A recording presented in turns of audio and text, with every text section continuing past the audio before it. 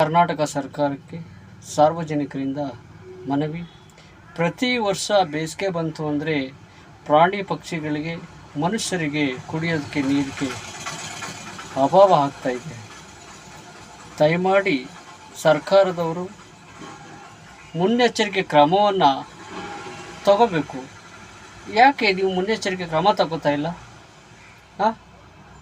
ಏನು ಕೆಲಸ ಮಾಡ್ತೀರಾ ನೀವೆಲ್ಲ? ಕೂತಿದ್ದು ಹೋಗಿ ಬರ್ತೀರಾ? ಸರ್ಕಾರಕ್ಕೆ ಮೋಸ ಮಾಡ್ತೀರಾ ಕೆಲಸ ಮಾಡ್ದೇನೆ? ಸರ್ಕಾರ ಕೊಡೋ ಸಂಬಳಕ್ಕೆ ನಿಯತ್ತಾಗಿ ಕೆಲಸಗಳನ್ನು ಮಾಡಿ. ಯಾಕೆ ಕೆಲಸಗಳನ್ನು ಮಾಡ್ತಾಯಿಲ್ಲ ನೀವು? ವಾರದಲ್ಲಿ 5 ದಿನ ಕೆಲಸ ಮಾಡೋ ಯೋಗ್ಯತೆ ನಿಮಗಿಲ್ವಾ? ಇದಕ್ಕೆಲ್ಲ ನೀವು ಸರ್ಕಾರಿ ಕೆಲಸಗಳು ಬೇಕು ಅಂತ ಹುಡುಕೋ ಬರೋದು?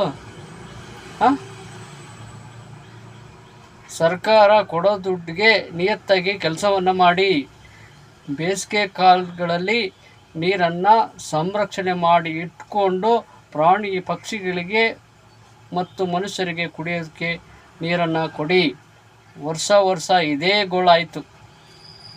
ಯಾವಾಗ ಕೊಡ್ತೀರಾ ನೀವು ನೀರು ಅಂದರೆ ಜನಗಳು ಹೊಡೆದಾಡಿ ಬಡ್ದಾಡಿ ಸತ್ತ ಮೇಲೆ ನೀವು ನೀರು ಕೊಡ್ತೀರಾ. ಪ್ರಾಣಿ ಪಕ್ಷಿಗಳು ಸತ್ತ ಮೇಲೆ ಕೊಡ್ತೀರಾ ನೀರನ್ನ? ಏನ್ರಿ ಪ್ರಯೋಜನ? ಬೇಸಿಗೆ ಬರೋಕ್ಕೆ ಮುಂಚಿತವಾಗಿ ನೀರನ್ನು ಸಂರಕ್ಷಣೆ ಮಾಡಿ ಇಟ್ಕೊಂಡು ನೀವು ನೀರನ್ನು ಪೂರೈಸಬೇಕು. ಅದು ಬಿಟ್ಟು ನೀವು ಎಲ್ಲ ಸತ್ತ ಮೇಲೆ ಕೊಟ್ಟರೆ ಏನು ಪ್ರಯೋಜನ? ಮುನ್ನೆಚ್ಚರಿಕೆ ಕ್ರಮ ತಗೊಳ್ಬೇಕು ನೀವು. ಜಿಲ್ಲಾಧಿಕಾರಿಗಳಾಗ್ಬೋದು, ತಾಲೂಕು ಪಂಚಾಯಿತಿ ಅಧ್ಯಕ್ಷರುಗಳಾಗ್ಬೋದು, ಗ್ರಾಮ ಪಂಚಾಯಿತಿ PDOಗಳಾಗ್ಬೋದು ಮತ್ತು ಅಧ್ಯಕ್ಷರುಗಳಾಗ್ಬೋದು. ಯಾಕೆ ಮುನ್ನೆಚ್ಚರಿಕೆ ಕ್ರಮ ತಗೋತಾ ಇಲ್ಲ ನೀವು? ಯಾರಿಗೆ ಹೇಳ್ಬೇಕು ಈ ಸಮಸ್ಯೆನ?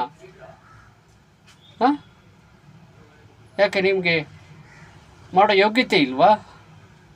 ಯೋಗ್ಯತೆ ಇಲ್ಲ ಅಂದ್ರೆ ಏನಕ್ಕೆ ಕೆಲಸಕ್ಕೆ ಬರ್ತೀರ ನೀವೆಲ್ಲ? ಸಾರ್ವಜನಿಕರ ಕೆಲಸ ಕಾರ್ಯಗಳನ್ನು ಮಾಡಿಕೊಡ್ಬೇಕು. ಅದೇ ಸರ್ಕಾರಿ ಕೆಲಸ ಅಂದರೆ. ಕೂತಿದ್ದು ಹೋಗೋಕ್ಕಲ್ಲ, ಹರಟೆ ಹೊಡಕ್ಕೆ ಹೋಗೋಕ್ಕಲ್ಲ, ಅಲ್ಲಿ ಇಲ್ಲಿ ಆಸ್ತಿ ಮಾಡೋಕ್ಕಲ್ಲ, ಲಂಚ ಅವತಾರ ತಾಂಡವಾಡ್ಸೋಕ್ಕಲ್ಲ. ಸಾರ್ವಜನಿಕರ ಕುಂದುಕೊರತೆಗಳನ್ನು ನಿರ್ವಹಣೆ ಮಾಡೋಕ್ಕೆ ಸರ್ಕಾರ ಇರೋದು. ಕನ್ನಡ DNK ಯೂಟ್ಯೂಬ್ ಚಾನಲ್ಗೆ ಸ್ವಾಗತ. ಯಾರ್ಯಾರು ನಮ್ಮ ಚಾನಲ್ನ ಹೊಸದಾಗಿ ನೋಡ್ತಾ ಇದ್ದೀರೋ ಅವರೆಲ್ಲರೂ ಸಹ ಸಬ್ಸ್ಕ್ರೈಬನ್ನು ಮಾಡಿ, ಬೆಲ್ ಬಟನ್ನ ಒತ್ತೋದನ್ನ ಮರಿಬೇಡಿ. ಈ ವಿಡಿಯೋ ಇಷ್ಟವಾದಲ್ಲಿ ಲೈಕ್ ಮಾಡಿ, ಶೇರ್ ಮಾಡಿ. ಧನ್ಯವಾದ.